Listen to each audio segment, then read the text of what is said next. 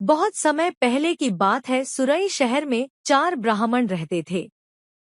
सभी के बीच अच्छी दोस्ती थी, लेकिन चारों मित्र निर्धन होने की वजह से दुखी रहते थे। गरीबी की वजह से सभी लोगों से अपमान सहने की वजह से चारों ब्राह्मण शहर से चले जाते हैं। सभी दोस्त आपस में बात करने लगे कि पैसे न होने की वजह से उनके अपनों ने उन्हें छोड़ दिया, घर में ही बेगाने हो जाते हैं। इस बात पर चर्चा करते हुए उन सबने दूसरे राज्य जाने और वहां भी बात न बनने पर विदेश जाने का फैसला लिया। यह निर्णय लेने के बाद सभी यात्रा पर निकल पड़े। चलते चलते उन्हें बहुत प्यास लगने लगी, तो वो पास ही क्षिप्रा नदी में जाकर पानी पीने लगे। पानी पीने के बाद सभी नदी में नहाए और आगे की ओर निकल पड़े। कुछ दूर चलने पर उन्हें एक जटाधारी योगी दिखा। ब्राह्मणों को यूं यात्रा करते हुए देखकर योगी ने उन्हें अपने आश्रम आकर थोड़ी देर आराम करने और कुछ खाने का न्योता दिया। ब्राह्मण खुश होकर योगी के आश्रम चले गए। वहां उनके आराम करने के बाद योगी ने ब्राह्मणों से उनकी यात्रा का कारण पूछा। ब्राह्मणों ने अपनी पूरी कहानी सुना दी और कहा कि योगी महाराज गरीबों का कोई नहीं होता, इसलिए वो तीनों धन कमाकर बलवान बनना चाहते हैं। उनका निश्चय देखकर योगी भैरवनाथ बहुत खुश हुए। तब ब्राह्मणों ने उनसे धन कमाने का कोई रास्ता दिखाने का आग्रह किया। योगी के पास तप का बल था, जिसका इस्तेमाल करके उसने एक दिव्य दीपक उत्पन्न किया। भैरवनाथ ने उन ब्राह्मणों को हाथ में दीपक लेकर हिमालय पर्वत की ओर बढ़ने को कहा। योगी ने बताया, हिमालय की तरफ जाते समय यह दीपक जिस जगह गिरेगा, तुम वहां खुदाई करना। वहां तुम्हें बहुत धन मिलेगा। खुदाई के बाद जो भी मिले उसे लेकर घर लौट जाना। हाथ में दीपक लेकर सभी ब्राह्मण योगी के कहे अनुसार हिमालय की ओर निकल पड़े। बहुत दूर निकलने के बाद एक जगह दीपक गिर गया। वहां ब्राह्मणों ने खुदाई शुरू की। खोदते खोदते उन्हें उस जमीन में तांबे की खान मिली। तांबे की खान देखकर ब्राह्मण बहुत खुश हुए। तभी एक ब्राह्मण ने कहा, हमारी गरीबी मिटाने के लिए यह तांबे की खान काफी नहीं है। अगर यहाँ तांबा है तो आगे और बहुत कीमती खजाना होगा। उस ब्राह्मण की बात सुनकर उसके साथ 2 ब्राह्मण आगे बढ़ गए और एक ब्राह्मण उस खान से तांबा लेकर अपने घर लौट गया। आगे चलते चलते फिर एक जगह दीपक गिर गया। वहां खुदाई करने पर चांदी की खान मिली। यह खान देखकर तीनों ब्राह्मण खुश हुए।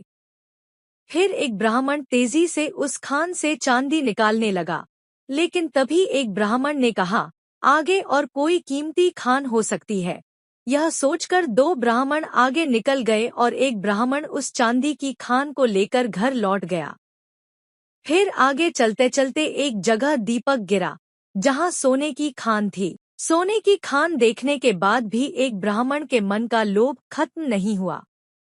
उसने दूसरे ब्राह्मण से आगे की ओर चलने को कहा, लेकिन उसने मना कर दिया।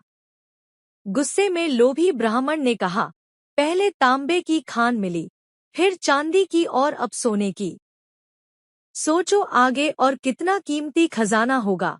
उस लोभी ब्राह्मण की बात को अनसुना करते हुए उस ब्राह्मण ने सोने की खान को निकाला और कहा, तुम्हें आगे जाना है तो जाओ, लेकिन मेरे लिए यह काफी है।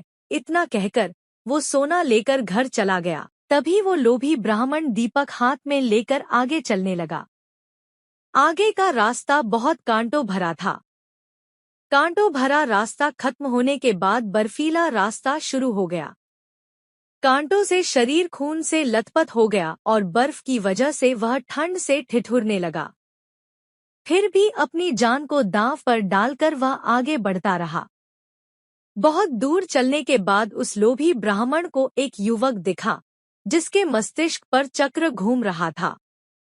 युवक के सिर पर चक्र को घूमता देख उस लोभी ब्राह्मण को बड़ी हैरानी हुई। लोभी ब्राह्मण काफी दूर तक चल चुका था, इसलिए उसे प्यास भी लग रही थी। उसने चक्र वाले व्यक्ति से पूछा, तुम्हारे सिर पर यह चक्र कैसा और क्यों घूम रहा है, और यहाँ पीने के लिए पानी कहाँ मिलेगा? इतना पूछते ही उस व्यक्ति के सिर से चक्र निकल गया और लोभी ब्राह्मण के मस्तिष्क पर चक्र लग गया। हैरानी और दर्द से तड़पते हुए ब्राह्मण ने उससे पूछा, ये चक्र मेरे सिर पर क्यों लगा? अजनबी युवक ने बताया, सालों पहले मैं भी धन के लालच में यहाँ तक पहुँचा था। उस समय किसी और के मस्तिष्क पर यह चक्र घूम रहा था। तुम्हारी तरह ही मैंने भी उनसे सब सवाल किया, तो मेरे सिर पर यह चक्र लग गया। तब उस ब्राह्मण ने पूछा कि अब मुझे कब इससे मुक्ति मिलेगी? इस पर युवक ने कहा, जब तुम्हारी तरह कोई धन के लालच में यहाँ तक पहुँचेगा और चक्र को लेकर सवाल करेगा, तब यह चक्र तुम्हारे सिर से निकलकर उसके मस्तिष्क पर लग जाएगा। फिर ब्राह्मण ने कहा कि ऐसा होने में कितना समय लग सकता है? इस सवाल का जवाब देते हुए युवक ने कहा, मैं राजा राम के काल से यहाँ हूँ, लेकिन मुझे नहीं पता कि अभी कौन सा युग चल रहा है। तुम इसी से अंदाजा लगा सकते हो कि कितना समय लग सकता है। इतना बताकर वो युवक वहां से चला गया और ब्राह्मण मन ही मन बहुत दुख हुआ और चक्र के घूमने से हो रहे दर्द से उसके आंसू निकलने लगे। लालच हमेशा व्यक्ति को कष्ट और मुश्किल में डाल देता है। इसलिए हमें जितना मिलता है उसी में संतोष करना चाहिए और हर अवस्था में रहते हुए खुशी खुशी जीवन जीना चाहिए।